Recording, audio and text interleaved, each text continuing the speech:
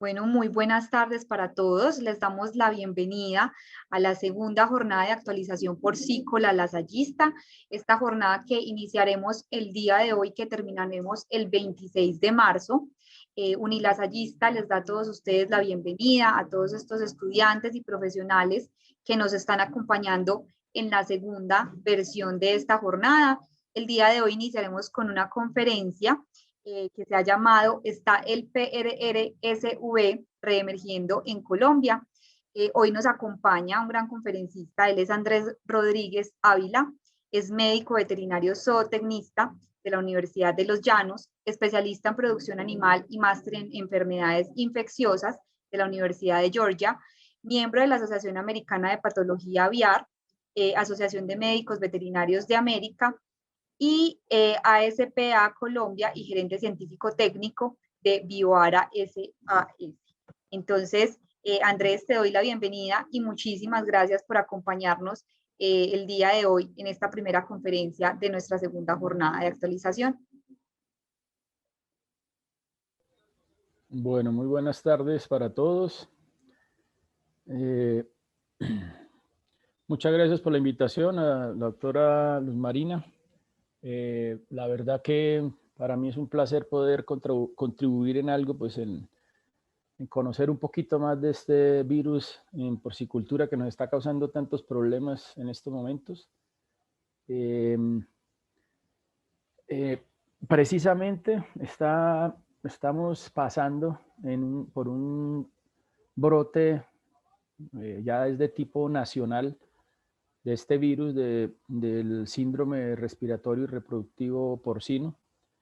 Está generando pérdidas económicas bastante grandes en las áreas de producción porcina importantes del país, como es acá Antioquia, la zona del Valle, Cundinamarca y también en la costa caribe colombiana. Entonces, me parece muy oportuno que hablemos un poquito de este virus y que las personas que están presentes en este momento puedan como tener una magnitud de lo que está sucediendo y por qué está sucediendo de tal forma en nuestro país. Primero, pues, hablar un poquito sobre las generalidades del virus. Es un tipo de virus de RNA de cadena sencilla. Es importante saber esto porque este tipo de virus tiene una característica que los hace únicos y es la capacidad que tienen de infectar rápidamente a sus huéspedes con bajas cargas virales, ya que tienen la facilidad de ingresar a la célula y a tomar todo el mecanismo de replicación celular, inclusive y en especial en este virus de las células de defensa de línea inicial, como son los macrófagos, células dendritas, las mismas células epiteliales en las áreas donde atacan y también algunos linfocitos. Entonces, es bien importante saber esto porque nos indica que es un virus que así sea, entre comillas, fácilmente controlable en la granja, cuando está por fuera del huésped, por otras características que les voy a mencionar más adelante, también lo hace demasiado agresivo en su replicación, además de que en muchas ocasiones dentro de su evolución lo que hace es mantener al huésped vivo para poderse seguir perpetuando en las granjas, o sea, no causa mortalidades muy altas, pero sí causa problemas de producción importantes y que lógicamente van a causar pérdidas económicas. Es de la orden de Nidoviridales, de la familia Arteraviridae, del género Arterovirus. Es un virus pequeño, si lo comparamos con otros virus que son muchísimo más grandes en su tamaño, también si lo comparamos con bacterias como Salmonella o E. coli, pues son infinitamente más pequeños y dentro de los virus en porcicultura es uno de los más pequeños que hay. Eso lo hace también fácil de manejar en la parte molecular, que les voy a hablar ahora más adelante. Su huésped específico es el cerdo, no tiene la capacidad de infectar otro tipo de animales o mamíferos o cualquier otro tipo de animales, solamente los cerdos. Estos dos puntos son bien importantes porque primero es susceptible a altas temperaturas. Eso quiere decir que simplemente con hacer una exposición de los utensilios, de las herramientas, de todo lo que son plaquetas, en las mismas corrales donde se pueda exponer al sol las superficies, con eso es suficiente para estar contribuyendo con la desaparición de este virus de las granjas. Y este otro punto que también es súper importante, sobre todo para uno de los puntos críticos de control, que es el transporte de las granjas, entre granjas, de granja a planta de sacrificio, de granja a planta de concentrados, bueno, todos los tipos de transporte que hay en las granjas. Quiere decir que podemos utilizar detergentes, por ejemplo, de tipo ácido, que estén por debajo de 5 de pH, o alcalinos que estén por encima de 8, y eso empieza a generar una predesinfección o un control para este tipo de virus. Aquí les muestro una estructura de cómo se vería el virus de manera gráfica, cómo está compuesto por sus diferentes proteínas. Es bien importante, o de las que más se han identificado, son la proteína N o de nucleocápside, que induce la formación de anticuerpos, pero no son anticuerpos neutralizantes. Es importante que diferenciemos qué es un anticuerpo circulante, que se produce por exposición de un virus, a un anticuerpo neutralizante que realmente tiene las capacidades de coger el virus y eliminarlo del sistema. Son dos cosas bastante diferentes. Por ejemplo, en las pruebas que hablaré más adelante de diagnóstico, como es la prueba de ELISA, de serología, esta es una de las proteínas a las cuales reacciona esa prueba, cuando en diferentes kits de diagnóstico que existen. Esta otra proteína es la proteína GP5, que viene originada del ORF5, que ya en la siguiente diapositiva les voy a mostrar de forma lineal el virus para que lo vean cómo sería esa forma de lectura para estas proteínas. Esta proteína sí es muy importante, es una glicoproteína que es la que produce anticuerpos neutralizantes contra este virus, específicamente cuando ingresa al animal. Entonces, así aún no hayan estudios muy claros que demuestren la importancia específica de los anticuerpos neutralizantes, sí sabemos que si tenemos anticuerpos contra esta proteína en el virus, en el animal, vamos a tener una mucho mejor protección de la sintomatología clínica y de todo lo que tiene que ver con la infección de este virus. Esta otra proteína, que es la proteína de membrana, es también muy importante. ¿Por qué? Porque ella se conforma unos tipos de proteínas que son importantes para la replicación del virus cuando está dentro de las células. O sea que para técnicas de diagnóstico, como por ejemplo la técnica de reacción en cadena de la polimerasa o PCR, nos sirve mucho identificar estas proteínas para saber que el virus realmente se está replicando y que realmente está causando un problema en los animales. Esta ORF5A fue descubierta recientemente y juega un papel importante en la conformación de los viriones, que son las etapas principales del virus, iniciales, perdón, del virus, cuando se empieza a multiplicar dentro de las células y posteriormente conforman ya el virus activo para contaminar o infectar otras células.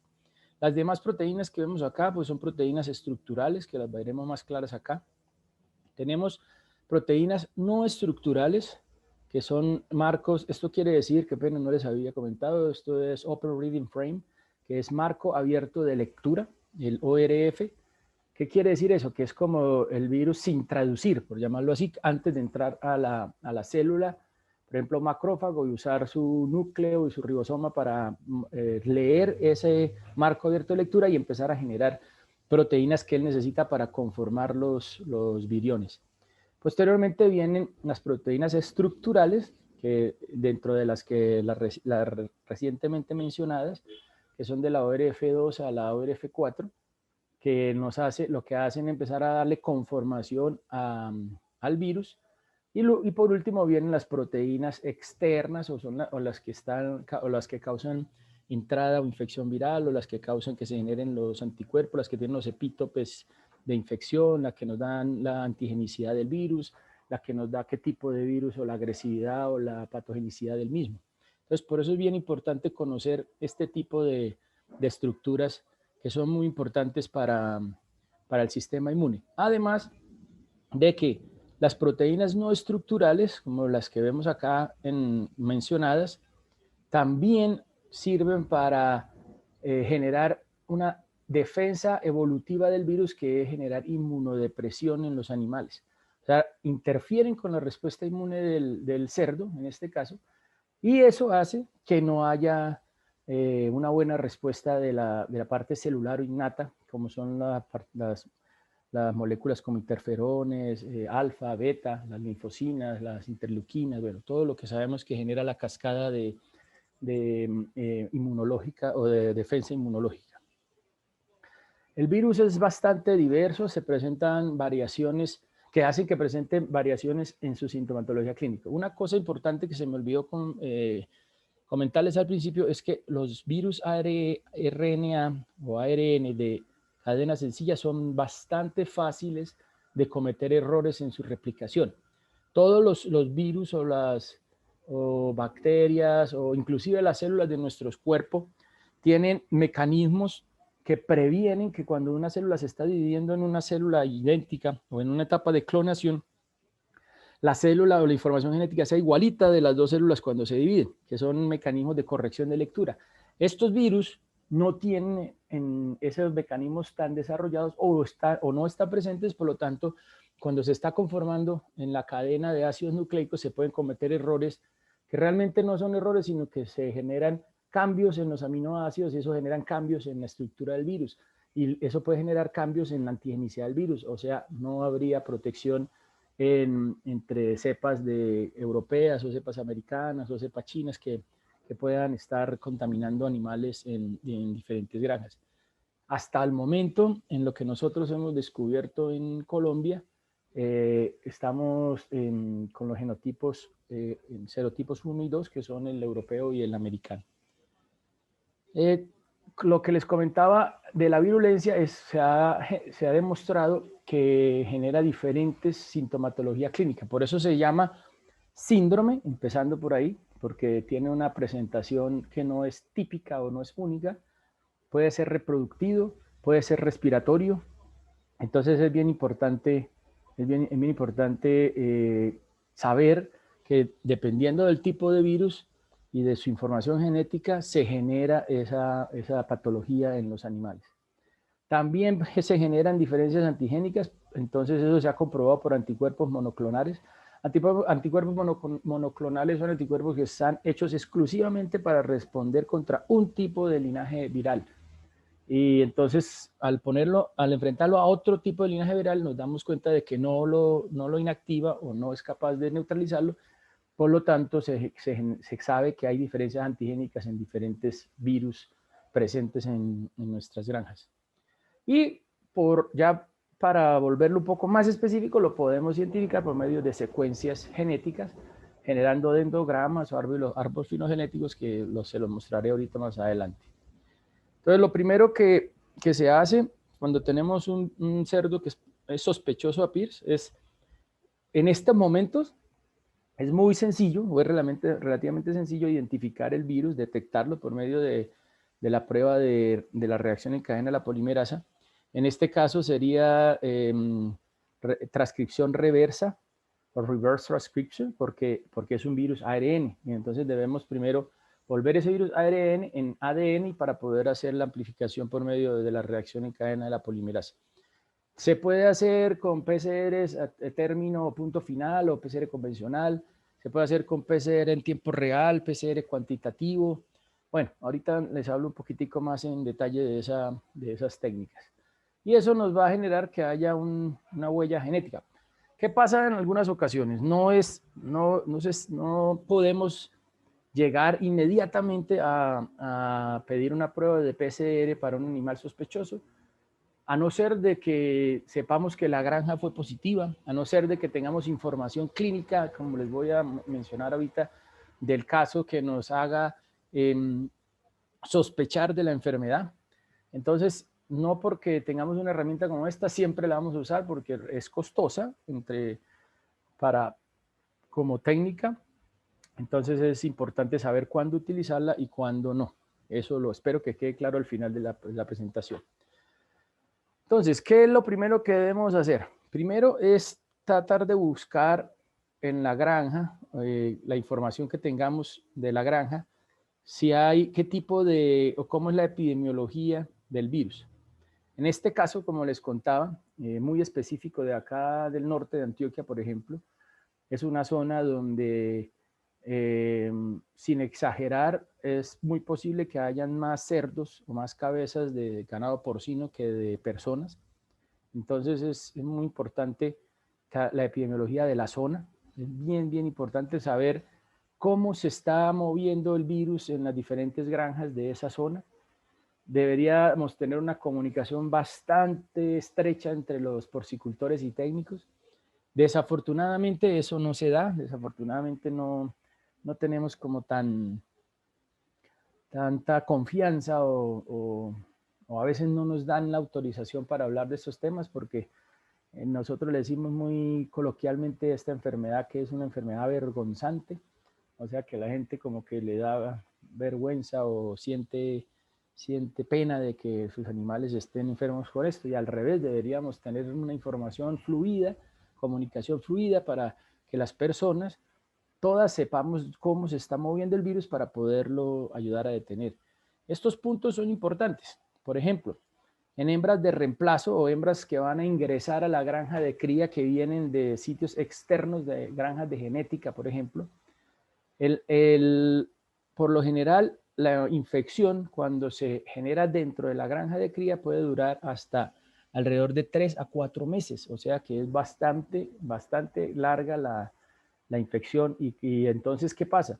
Si ya recibimos hembritas negativas totalmente al virus y las exponemos al virus en la granja y no estamos totalmente seguros de que cuando vayan a entrar esas hembras de reemplazo, cuando vayan a entrar a cría, a vida reproductiva activa en la granja de cría, pues podemos estar ingresando el virus nuevamente y generar un reciclaje o una reacción en cadena del virus que constantemente puede estar causando problemas en la granja, patológicos. De esas cerdas, pasamos a los lechones. Los lechones lactantes se van a infectar, pueden infectarse de muchas formas, inclusive pueden haber infecciones iatrogénicas, o sea, nosotros mismos como seres humanos compartiendo en los procesos, cuando se hace el procesamiento del lechón, en el descolmille, descole, en las granjas donde aún se hace castración quirúrgica. Entonces todo eso puede generar contaminación del animal si es que no si es que no se contaminó de la madre, como les voy a mostrar ahora enseguida. Esa infección puede durar, vean, imagínense, hasta 6 meses. Eso quiere decir toda la vida de ese animal hasta que salga gordo, de 100 kilos o de 100 y pico de kilos. También se puede dar la exposición uterina o intrauterina, más o menos después del día 70, 80, hasta el día 90 de gestación.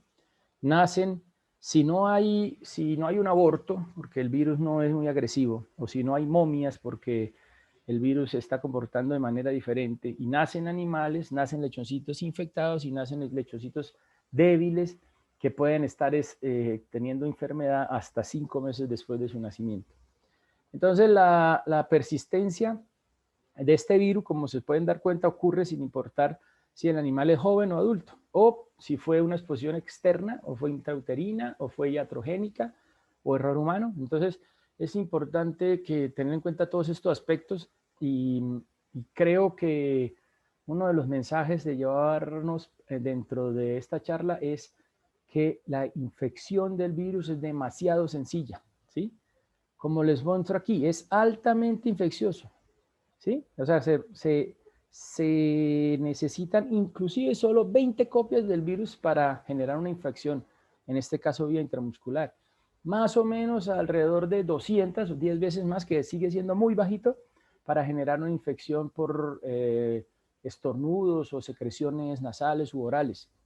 Entonces, quiere decir que así sea muy infeccioso o que se considere poco contagioso, realmente no es que sea poco contagioso, sino que se generan un poquito más se necesita un poquito más de cargas virales para generar el contagio dentro de una granja a otra, pero dentro de la granja sí es bastante fácil de contaminarse. Existen muchas diferencias y pues no sé, de pronto entre el público en este momento hayan personas de campo, técnicos que se hayan vivido en carne propia, como lo digo yo, que animales que tienen, vamos a poner, no sé, unos galpones de 50 galpones, de 50 corrales, de 50 cerdos, son 2.500 cerdos en un solo galpón, donde podemos tener con sintomatología clínica solamente tan bajito como 2 o 3 corrales y el resto no. Entonces eso quiere decir que hay animales, más susceptibilidad en algunos animales que en otros, o los animales están controlando, otros animales están controlando la infección. Por eso es que en algunas bibliografías se considera el virus poco contagioso. Entonces, ¿cómo más o menos es la presentación de una granja en cría? Tenemos el virus que puede ser altamente contagioso, pero en la cría, sobre todo en parideras o en gestación, no, a no ser de que nosotros mismos seamos el que contagiamos el virus, vamos a tener animales positivos, otros animales negativos y otros animales en proceso de infección y otros animales crónicos o que ya pasaron por la infección. Esto hace que nos generen subpoblaciones negativas que al chequear la granja nos den, no que sean falsos negativos, como seguramente ustedes saben interpretar que es un falso negativo, sino que probablemente cogemos animales que ya pasaron por el periodo de infección, ya pasaron el tiempo de anticuerpos y ya no hay detección de anticuerpos. En la granja, más o menos este sería como un bosquejo de cómo son los tipos de infección y cómo se movería dentro de la granja. Entonces, como les mencionaba, tenemos la infección uterina, que casi siempre se da en el tercer tercio de gestación. También hay infección por calostro, por leche, o infecciones al nacimiento, como les decía, nosotros mismos en el proceso del lechón lo podemos pasar de unas camadas a otras. También en las granjas donde se acostumbra a utilizar nodrizas y atetes de los lechoncitos que tienen de más cerdas que son muy prolíficas y se los ponen a otras cerdas. Entonces, esas prácticas en granjas positivas o sospechosas es mejor no realizarlas. Ya otro tipo de contaminaciones puede ser por las agujas, es muy importante, es muy frecuente que cuando se usan agujas tanto para vacunas, para tratamientos, para otro tipo de labores que necesitan inyectar los animales, las agujas son fuente de contaminación entre cerdos. Abrasiones en la piel, sobre todo cuando los animales pelean entre sí en los corrales. Cuando se hace el procesamiento del lechón, como les comentaba ya, la sangre, la saliva, la orina, las heces, todas son contaminantes y pueden ser consideradas como infecciosas en una granja positiva. Y esta parte, que es supremamente importante e interesante, que es el semen de los machos reproductores cuando están en la granja o las granjas que utilizan la genética líquida, que es cuando les llega el semen externo para sus cerdas de cría, es uno de los puntos más difíciles de controlar en la infección. Es supremamente complicado porque los machos no son, en muchas ocasiones son subclínicos, se estresan solamente en los periodos de recolección de semen, entonces en la siguiente recolección ahí excretan el virus y se lo pasan a las cerdas. No todas las cerdas inseminadas van a tener problemas porque depende de la carga viral que estén transmitiendo. Mejor dicho, es complicado el manejo de animales machos positivos dentro de granjas positivas al virus. Ya cuando nos salimos de la granja y de granjas positivas a negativas o cómo se puede transmitir el virus saliéndose de la granja, tenemos primero que todo pues por cerdos infectados, que es muy común. Sobre todo las empresas que solo ceban y compran los lechones precebos, lechones de casi siempre de 10 semanas de vida. Deben estar muy seguros de que no hay contaminación de la granja de precebo o de la granja de cría para no estar llevando la infección a sus cebas. Cuando se compran cerdas de reemplazo que no se está segura su procedencia o son autorreemplazos de otras granjas o personas que a veces generan, simplemente venden cerditas porque las consideran de buena calidad y no estamos seguros que son que pueden estar positivas al virus, entonces se vuelven una fuente de contaminación. El semen, como les decía, es imposible chequear el semen en todas las veces que se va a utilizar en las granjas porque saldría supremamente costoso. Entonces, este es uno de las principales fuentes de infección en las granjas. También el equipo que les estaba contaminando ahorita, las famosas hieleras de icopor o neveras de icopor, cajas metálicas donde se guardan utensilios, loncheras de trabajadores, cajas de cartón. Nosotros, cuando llevamos coca, como la llamamos en Antioquia, entonces cuando hablemos de bioseguridad, aquí en el último punto es más que una obligación, es algo de sentido común, que no vayamos a generar nosotros mismos problemas en donde estamos trabajando o inclusive los dueños de las granjas en sus animales. Esta transmisión de moscas o mosquitos no es tan frecuente, pero es posible, es una transmisión mecánica simplemente porque se lo cargan el virus si está en materia fecal o si está si está en heces o en fluidos orales o en animales, a veces pero tiene que ser unas cargas virales muy altas que mosquitos pican cerdos y luego lo transmiten a otro cerdo, pero esa es muy poco probable. La que tengo aquí muy subrayada es la de transporte, como les decía anteriormente, es una de los puntos más, después o inclusive antes que el semen, es una de las fuentes de contaminación principales en granjas para el manejo de PIRS. Los camiones que van a planta de sacrificio y regresan, los camiones que transportan lechones de estetos o los camiones que transportan lechones precebos, los del cuido, los de las cerdas de reemplazo, los de las cerdas de descarte, bueno, todos los carros de los operarios, motos, los carros del técnico, el carro del técnico, bueno, todo lo que tenga que ver con transporte esa es la principal fuente de contaminación para mí. Esto de la diseminación aérea o por aerosol, se han hecho varios experimentos, se ha comprobado que puede viajar hasta 9 kilómetros en el aire, sobre todo es muy peligroso en zonas altamente pobladas de porcicultura, como la que les estaba mencionando ahorita, el norte, acá en Antioquia, de todo lo que tiene que ver con Don Matías, San Pedro, Santa Rosa, toda esta zona del norte. Pues lógicamente es bastante probable de que si hay un foco de infección se nos vaya a pasar rápidamente entre granjas. Y lo que les decía de la bioseguridad es que no debería ser obligatorio, o sea, no debería ser algo de que usted lo tiene que hacer porque o si no le van a poner una sanción o algo así. No, debe ser algo de sentido común, de lógica, de que si yo sé que puedo poner en riesgo los animales de mi granja, pues advertirlo, de que si yo tengo lechones en mi casa engordando, pues no puedo ponerme debo decírselo a mi jefe, a decirle que no, o sea, pues estoy poniendo en riesgo la sanidad de la granja.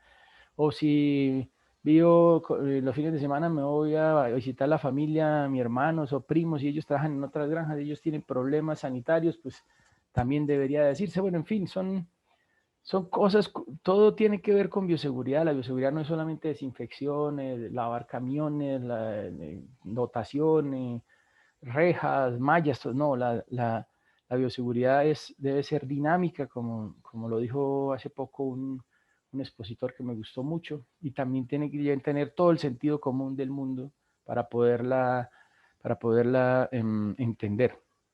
En esta gráfica vemos más o menos cómo es una replicación normal del virus. Una vez empieza la infección, viene la replicación viral. Entonces la replicación viral viene por más o menos hay autores que hablan de hasta 24 horas poderlo detectar el virus después de que se empieza a replicar, pero más o menos 2 días, hasta alrededor de los 12, 14 días alcanzamos a detectar algo de replicación viral, o sea, detectar el virus por el ácido nucleico por una técnica como la del PCR. Algunas ocasiones se presentan síntomas clínicos evidentes. En este momento, por ejemplo, sabemos que el virus el virus que tenemos presente en esta zona que les comento, está causando problemas más reproductivos que respiratorios o más en la parte de cría que en la parte de ceba, con abortos, con repeticiones, absorciones, lechones de ácidos débiles, inclusive mortalidad en cerdas, más asociado a contaminantes secundarios como streptococo, estafilococo, Haemophilus parasuis o Glasserella parasuis, ahora que se llama, Mycoplasma, en fin, otros virus como circovirus. Y más o menos entre 14 a 20 días empezamos a tener la seroconversión o la detección de anticuerpos circulantes de la infección que se generó por la replicación de este virus. Entonces, ahí vamos teniendo en cuenta cómo se debe enfocar las técnicas de diagnóstico. Cuándo tomar muestras para histopatología, cuando haya unas lesiones evidentes por sintomatología clínica, cuándo hacer un PCR para la detección del ácido nucleico del virus, cuándo hacer una prueba de serología como ELISA para la detección de la seroconversión. Entonces es bien importante tener en cuenta este tipo de gráficas en teoría y pues que se cumplen también en la práctica casi en un 100%. ¿Cómo podemos enfocar el diagnóstico? Entonces, primero la historia de la granja, como les comentaba. Por lo general hay problemas reproductivos en la cría, en algunas ocasiones problemas respiratorios en la línea de producción, que es lo que tiene que ver con el precebo, levante y ceba de los animales. No es tan frecuente en este momento, con las cepas que tenemos en este momento en Antioquia y lo que he visto de pronto en Cundinamarca, tal vez en el Valle sí hemos visto algo de este tipo de problemas respiratorios. Deberíamos tratar de hacer aislamiento viral, pero no es tan sencillo. Sí lo podemos detectar el genoma viral en tejido, suero, probablemente en fluidos orales también, en saliva, por PCR de punto final o PCR convencional. Como les decía, RT quiere decir restricción reversa del RNA, volverlo ADN para poderlo amplificar por el PCR. PCR en tiempo real. Si han visto también uno que se llama qPCR, que es un PCR en tiempo real que también es cuantitativo. Podemos medir los anticuerpos con una técnica que se llama ELISA, que lo veremos ahorita. Y también podemos tomar muestras para histopatología y ver las lesiones en tejidos causadas o asociadas a este virus. Pero, ¿qué pasa? O sea, ¿cómo llegar a enfocarnos de esa forma o a llegar al diagnóstico o sospechar de esa enfermedad? Primero, pues tenemos que tener observaciones de campo que nos den o nos expliquen o nos quieran decir que podemos sospechar de este virus. ¿Sí? Segundo, ver la diseminación de la enfermedad en la granja. O sea, cómo se está comportando la granja en general, no solamente la cría, no solo los precebos o no solo la ceba. Saber si podemos tener unas cepas nuevas. Saber si las granjas están causándole problemas, porque así a usted les parezca increíble, hay granjas positivas a este virus que tienen unos resultados o técnicos porque se acostumbraron a manejar la positividad del virus y saben cómo manejar su granja internamente para tener buenos resultados.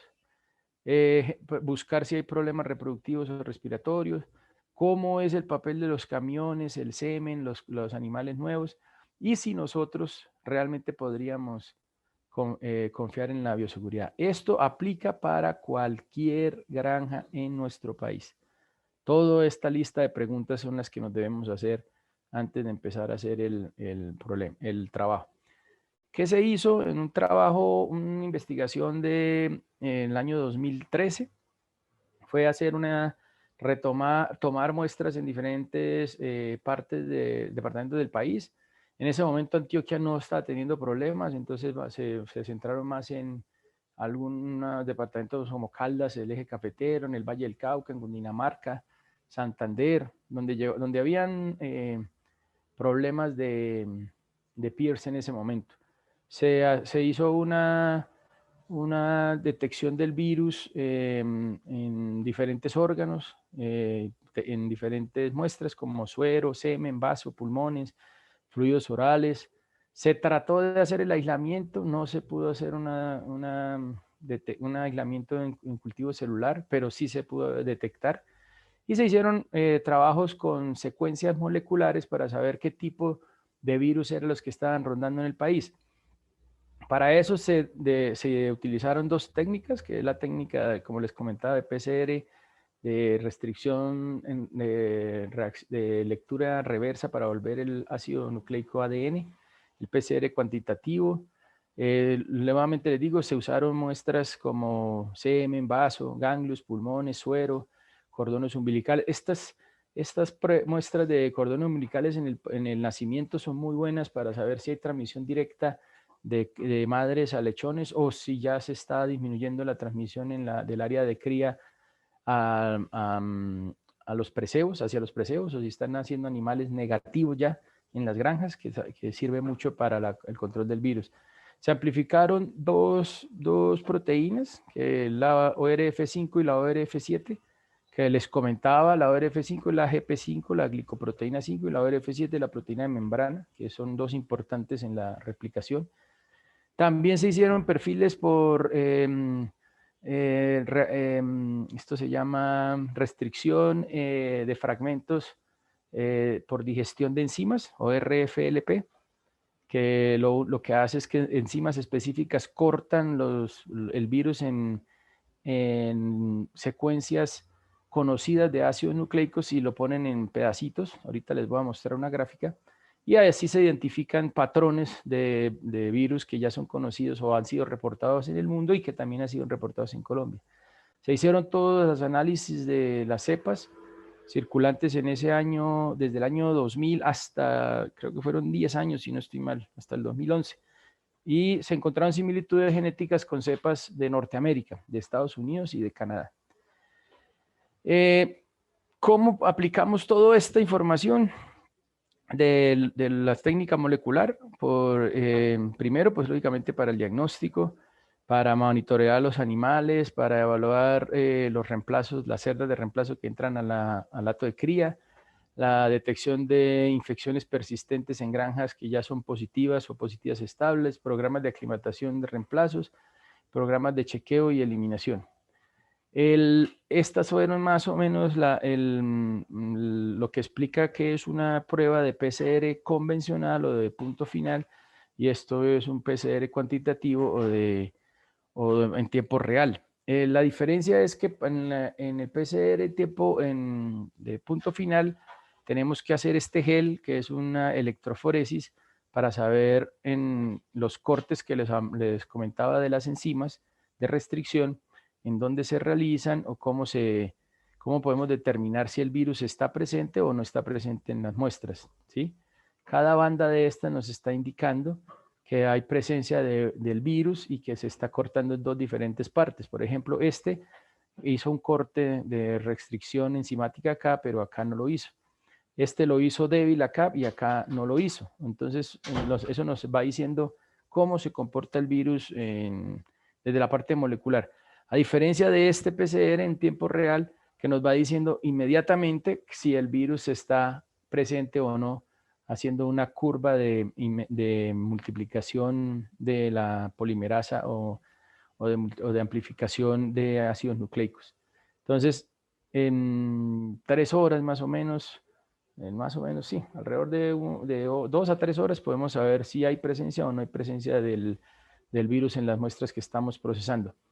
No quiere decir que nos vayamos a demorar 3 horas en un diagnóstico inmediatamente que llegan de la granja, no, porque hay que hacer otros procesos en el laboratorio para todo lo que tiene que ver con la extracción del ácido nucleico y todo, pero eso ya es otro tema de otra charla.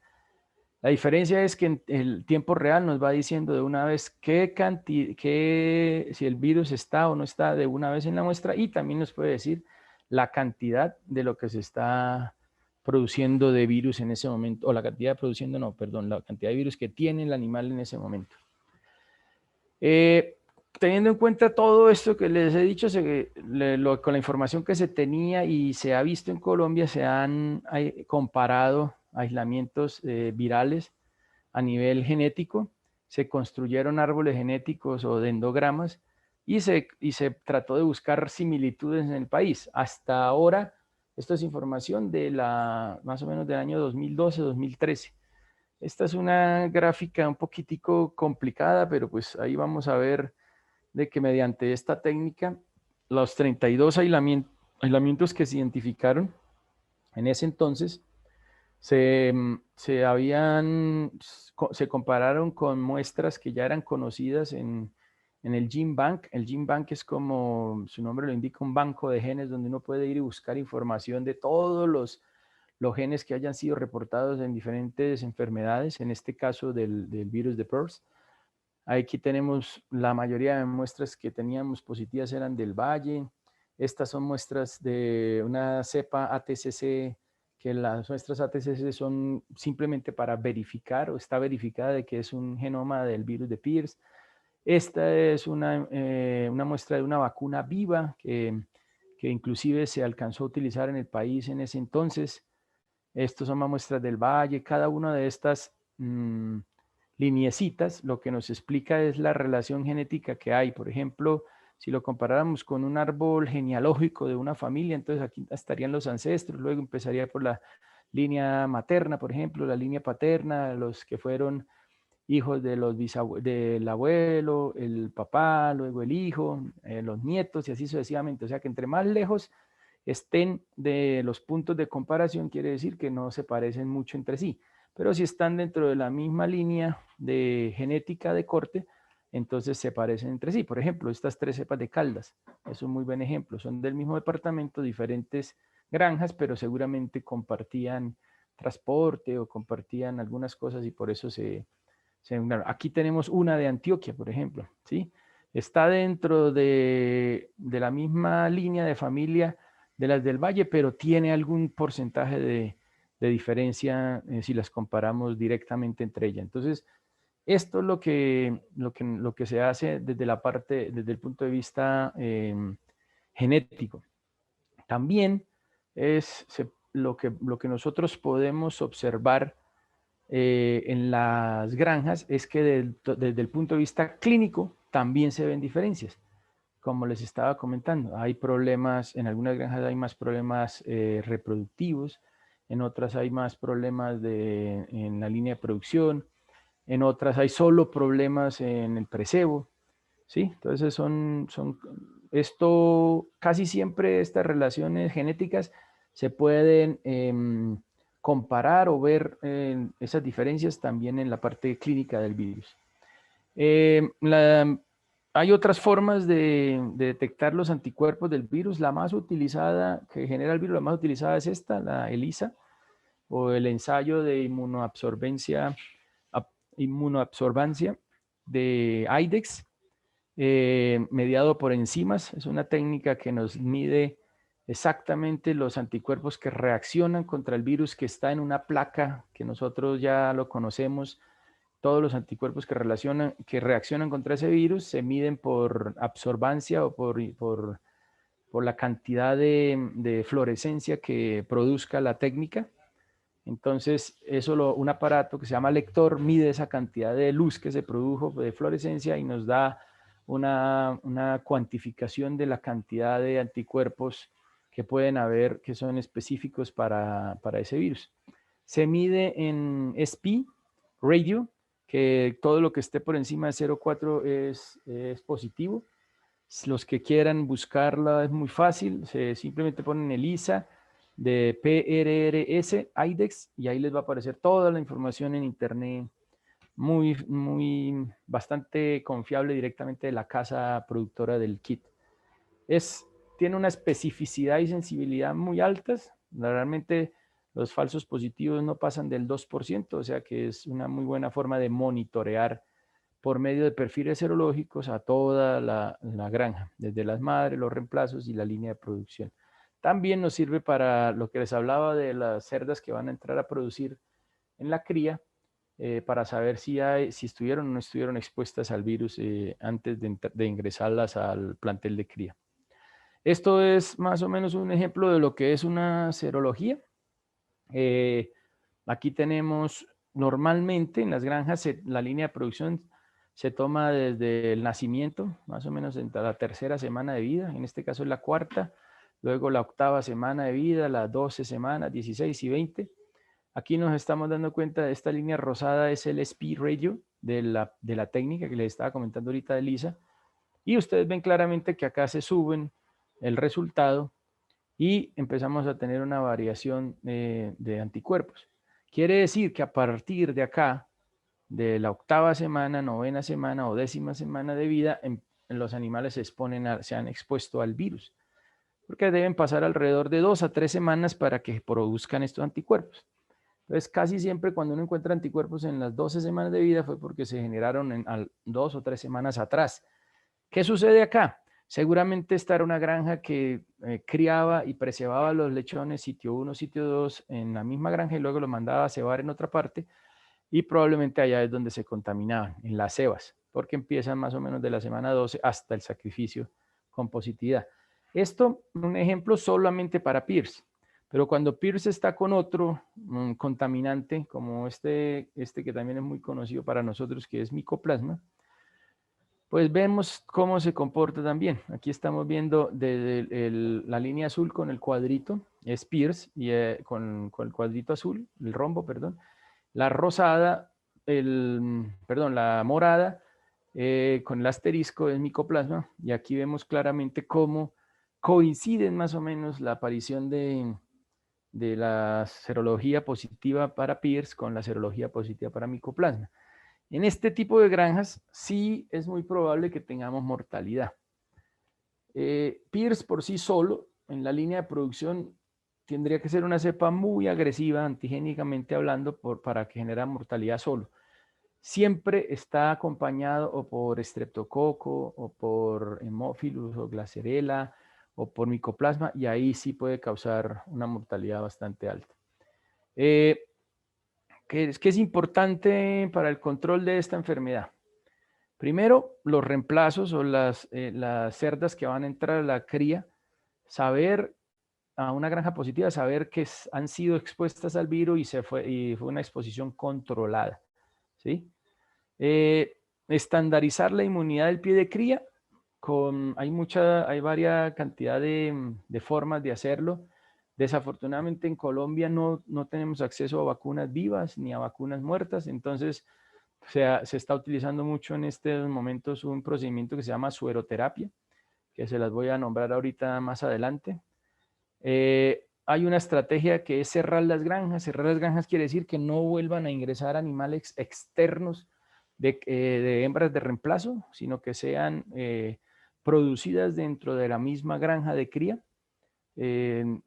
como autorreemplazos, por ejemplo, que son las mismas cerditas que han nacido de cerdas de cría e irlas aprovechando como madres o como cerdas de cría activas en el futuro.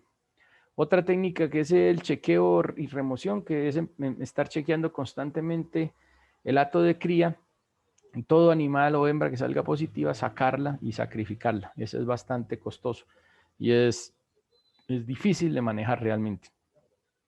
Implementación de programas de granja de primerizas, que también se está popularizando en Colombia ahorita, que es colocar hembras de genética pura o abuelas o hembras de cría de genética para replicarlas en la granja y generar sus propias hembras de reemplazo con unas características genéticas buenas o muy buenas realmente. Entonces, líneas genéticas como PIC, Hendrix, tienen ese programa para venderle las abuelas a las granjas que tienen el tamaño suficiente para empezar a producir sus propias hembras de reemplazo. Otra forma de hacerlo es de población de la línea de producción. Eso es cuando está positiva solamente las cebas, por ejemplo, como el caso que les mostré ahorita en las serologías. Eso es relativamente más sencillo porque simplemente usted mata todos los animales o sacrifica a todos los animales a medida que vayan saliendo a planta de sacrificio deja descansar la granja de cebas, hace desinfección, hace bioseguridad, hace todo y luego vuelve a poblarlas. La aclimatación pues, de lo que se está haciendo ahorita en algunas granjas en Colombia utilizando los sueros o la sueroterapia inactivada. Entonces, en algunas empresas se hace o en algunas empresas no, en la mayoría de empresas que tienen genética la hacen desde la genética, o sea, de esas abuelas que les estaba comentando ahorita. Simplemente primero se hace un chequeo serológico por ELISA para saber cómo es la dinámica de replicación del virus en la granja. Posteriormente se toman muestras para animales sospechosos, tanto para histopatología como para PCR en tiempo real y cuantitativo, para poder entender cómo está circulando el virus en la granja. Debe ser muy importante esto del manejo de los reproductores. Tiene que ser o es obligatorio que machos y semen sea negativo. Aquí cuando hablo de machos son machos receladores o calentadores, los machos que se utilizan para verificar celos o verificar si los animales están repitiendo celo o no en la cría, o si están preñadas o no. Entonces, esos son animales que hay que mantenerlos negativos, o por lo menos sin excreción viral. Eso se podría hacer por intermedio de PCR y estar seguros de que no están reinfectando las cerdas. Seleccionar un proveedor de reemplazos que sean negativos o que sean aclimatados, pero que se sepa que han sido positivos, porque a veces existe la posibilidad de que lleguen animales de reemplazo que son positivos y el técnico o el administrador o dueño de la granja no lo sabe y los ingresa y eso le puede generar problemas patológicos. La aclimatación debe ser mínimo de 60 días, colocando al menos 2 dosis del inóculo inactivado, esperando que haya una reacción del sistema inmune y generar una población inmune para ingresarla a la granja. Y es importante, y ahorita les explico por qué, que el PCR siempre sea negativo cuando entran y podríamos tener serología positiva o negativa, pero el PCR debe ser obligatoriamente negativo. También programar muy bien las necesidades de reemplazo de la granja. No es bueno tener manejar demasiadas cerdas más de las necesarias, porque primero es muy costoso y segundo nos puede causar problemas de producción dentro de la granja. O sea que podríamos utilizar un término que se está usando ahorita que sería aclimatación intragranja. Así las cerdas, inclusive siendo de la misma genética interna o de núcleos, inclusive siendo autorreemplazos, deben hacérsele un procedimiento de aclimatación antes de entrar a la cría, o sea, después de que salen o son escogidas o seleccionadas, tiene que hacerse un proceso así hayan estado en la misma granja, porque no sabemos si están o no están positivas o si se expusieron o no se expusieron al virus. Si se utiliza el inóculo inactivado o muerto, debemos usar el virus específico de la granja para poder tener un buen éxito. También se puede utilizar, y seguramente muchos autores hablan de la sueroterapia, pero sin inactivarla, o sea, viva, tiene unos resultados muy buenos también. Lo único o el único inconveniente que nosotros hemos visto en Colombia es que nuestras granjas y nuestras zonas porcícolas son extremadamente densas. O sea, hay muchísimos animales alrededor de una granja, inclusive que no son positivas a PIRS. Son granjas que pueden estar tan increíble como a menos de 500 metros o 200 metros y no son positivas a PIRS. Entonces, si utilizamos un inóculo vivo para hacer estas aclimataciones, los animales se van a enfermar más, en la granja va a haber más replicación viral, entonces podríamos tener el riesgo de contaminar una zona en granjas donde no sean positivas. Entonces, hay que tener en cuenta muchos aspectos para poder hacer este tipo de manejos de la granja. Se debe verificar esta parte, es muy importante, que tengamos al menos 10 a la 3 copias del genoma viral que nos interesa a nosotros, que es la proteína, la glicoproteína 5 y la membrana. Esas dos deben estar presentes. ¿Por qué? Porque esas dos, si están presentes, quiere decir que en el virus hay replicación y que el virus está generando inmunidad. Entonces es bien importante. Y debemos establecer un programa de monitoreo en la granja al menos cada 3 meses después de hacer todos estos procesos. Esta la voy a saltar porque pues no es relevante en este momento.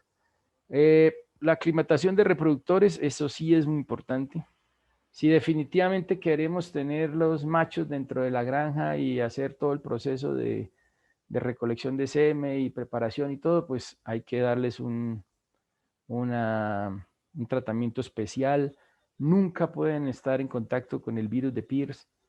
No es recomendable tenerlos dentro de la misma granja de la cría que esté positiva, porque nosotros no sabemos en qué momento vaya a empezar a generar excreción viral. Es bien importante estar monitoreándolos constantemente.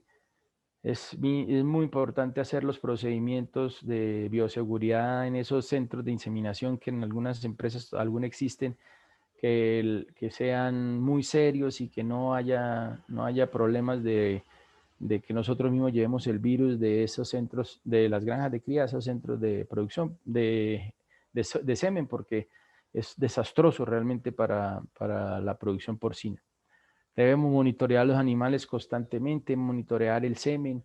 Realmente no es tan fácil, no es tan sencillo tener los animales, ya sea en un centro de inseminación o dentro de la misma granja de cría. Esta era la gráfica que les comentaba de cuando podemos tener PCRs o resultados PCR positivo o negativo frente a ELISAs positivas o negativas o pruebas serológicas. Si tenemos los dos positivos, tanto el PCR como el ELISA, es porque tenemos una infección activa. O sea, hay replicación viral y ya la replicación viral es constante y hay tiempo suficiente para que se generen los anticuerpos y son detectados por el ELISA. Y todavía hay presencia de virus. La más común que nosotros vemos en los casos nuestros, del laboratorio, es ELISAs o serologías positivas con PCRs negativos. También es bastante común verlo porque son infecciones crónicas que llevan tiempo. Recuerden lo que les comenté en algunas de las diapositivas, que la serología o la seroconversión o la infección viral por medio de detectable por anticuerpos puede durar hasta 6 meses en un animal. Entonces podemos estar positivos por serología pero negativos por PCR. También ocurre el caso contrario, que es positivos por la técnica molecular y negativos por ELISA. Eso simplemente es que el animal se contaminó y aún no se han generado anticuerpos circulantes. Es muy probable que suceda, muchísimo. Inclusive hay animales que el tipo de infección es baja, no hay una sintomatología clínica evidente, puede ser una enfermedad subclínica, y podemos tener animales positivos por PCR y negativos para la seroconversión. Y ya cuando las dos son negativas, pues es lo que queremos siempre, que sean animales totalmente negativos. Esto que les voy a hablar acá de bioseguridad ya para terminar es que nosotros debemos tener, una vez que la granja es positiva, se considera positiva, hay que empezar a ver cuáles son los puntos que son críticos de riesgo alto o riesgo bajo. Entonces, para mí o para nosotros como empresa, las más alto riesgo son los animales, semen infectado y transporte, ¿sí? Transporte tanto de materiales como de personas, como de cuido, bueno, todo lo que tenga que ver con transporte. Ustedes dirán que ¿por qué digo tanto eso? Es porque el semen se transporta, los animales se transportan, así estén dentro de los riesgos altos por sí solos. Todo tiene que ver con transporte de cosas, animales, personas, entre las granjas, entre la planta de sacrificio y la granja, entre la planta de concentrados y la granja, etc. De bajo riesgo, las personas pueden ser consideradas de bajo riesgo siempre y cuando cumplan la bioseguridad. También podemos tener en cuenta bueno, el personal que no sigue las reglas es una vía de alto riesgo, lo que les estaba diciendo del sentido común. O sea, si sabemos que tenemos conocimiento de compañeros que tienen granjas con problemas y nos reunimos con ellos sin importar y sin hacer la correspondiente cuarentena antes de entrar a la granja, pues vamos a tener problemas. De bajo riesgo, pues los insectos, como le decías, y nosotros podríamos ser muy bajo riesgo siempre y cuando tuviéramos en cuenta de que debemos estar limpiándolo la nariz, las uñas limpias, el pelo también, para evitar que el virus entre ahí a la granja.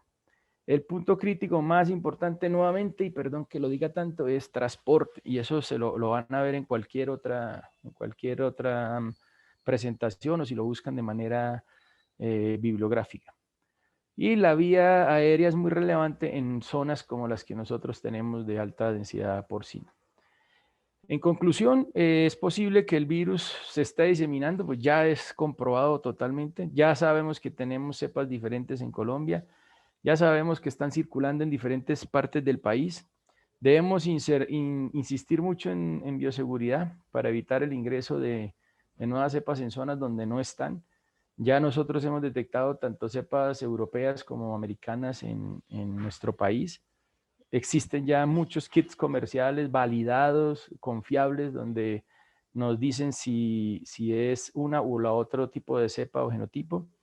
Tenemos que pensar muchísimo en programas de aclimatación para entrar cerdas de reemplazo que hayan sido expuestas al virus de manera controlada, que lo conozcan, que se hayan defendido de él, para que puedan entrar a la granja y comportarse bien en la dinámica de la enfermedad dentro de la granja. Y si pensamos en erradicación, eso debe ser una tendencia mundial y eso es lo que se ha tratado de hacer, pero la mala noticia es que en países como Estados Unidos o Canadá, si ustedes miran en AgriStats, que es una página donde uno puede ver cómo se comportan diferentes enfermedades y precios de materias primas, bueno, en fin, muchos datos, fácilmente nos damos cuenta de que hay más o menos el 75% de la línea de producción de Estados Unidos está positiva a PIRS y desde la cría más o menos un 40, un 45%, y que pierden esas granjas por cerda activa de cría más o menos entre 20 a 25 dólares y por cerdo gordo sacrificado entre 10 a 12 dólares por cada uno. Entonces es bastante grande el costo y el impacto que puede generar esta enfermedad y este virus en la producción porcina. Eso era lo que quería contarles y pues quedo atento a preguntas o a cualquier duda que tengan. Espero que les haya gustado y pues cualquier duda, con mucho gusto la responderé. Andrés, muchísimas gracias por esta gran conferencia. Les recordamos a todos que pueden hacernos las preguntas a través del chat. En el momento tenemos dos preguntas que ya te voy a leer, pero recuerden entonces que también a través del chat pueden hacer las otras que tengan en este momento. Nos preguntan, no sé si de pronto ya diste respuesta, pero en Colombia hacen prueba de secuenciación para mutación virus PIRS. Sí, señora. En Colombia hacemos detección por PCR, punto final, y secuenciación. También, como les comentaba, hay kits de PCR en tiempo real que por sí solos en el resultado ya diferencian la cepa si es de origen europeo o de origen americano. O sea que sí se hace en Colombia la secuenciación y sí se puede diferenciar el tipo de cepas que hay circulando en diferentes granjas dentro de las regiones en Colombia. Perfecto. También nos preguntan, cuando en un diagnóstico de PIRS los resultados nos salen a prueba de PIRS negativo y a la prueba de ELISA positivo, ¿qué nos está indicando este resultado? Como les dije, lo del cuadrito, si quiere lo vuelvo a poner, porque realmente esa pregunta la hacen bastante. Es este Perfecto. cuadrito. Creo que ya dejé de presentar, espérate a ver.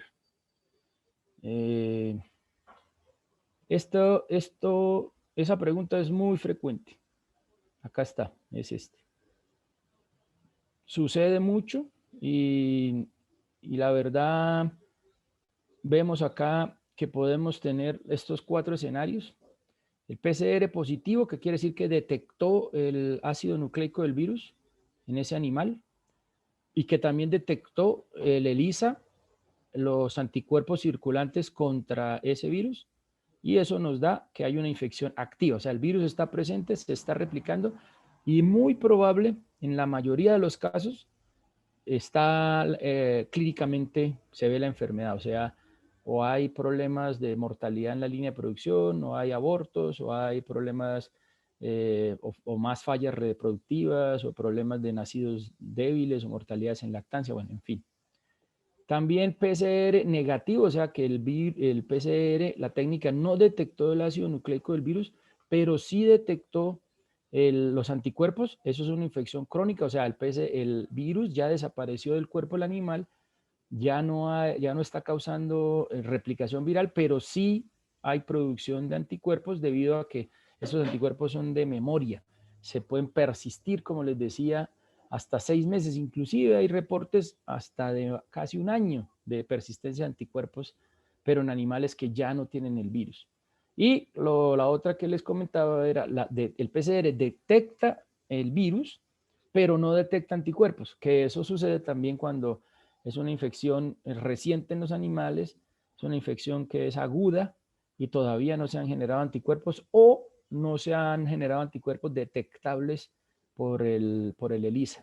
Porque acuérdese que los anticuerpos que detecta el ELISA son anticuerpos específicos de circulación viral.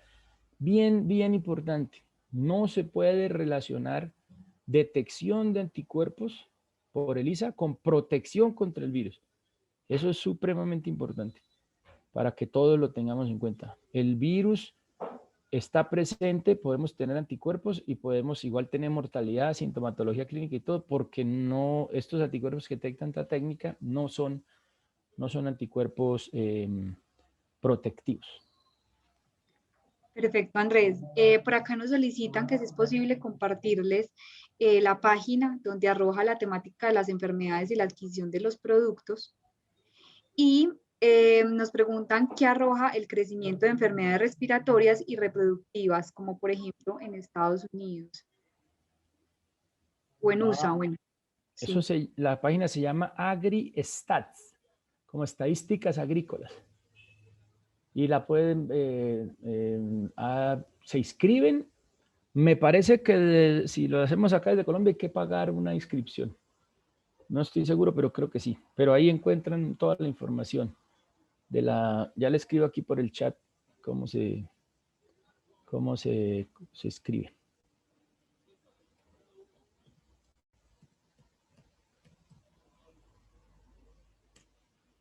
Así es, ya lo pasé ahí por el chat. Perfecto, muchas gracias.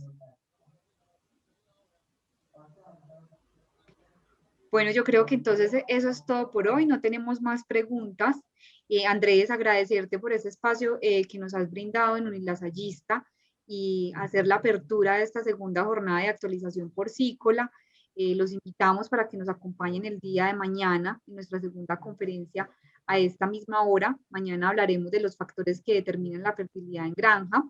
Y recuerden que se conectan a través del mismo link que se conectaron el día de hoy. Nuestras sesiones están siendo grabadas y las estaremos compartiendo próximamente en las próximas semanas a través de nuestro canal de YouTube Unilasallista. Andrés, nuevamente muchísimas gracias por habernos acompañado y gracias a ustedes por estar acá con nosotros. Con mucho gusto y espero que haya aportado un poquito sobre el conocimiento de esta enfermedad.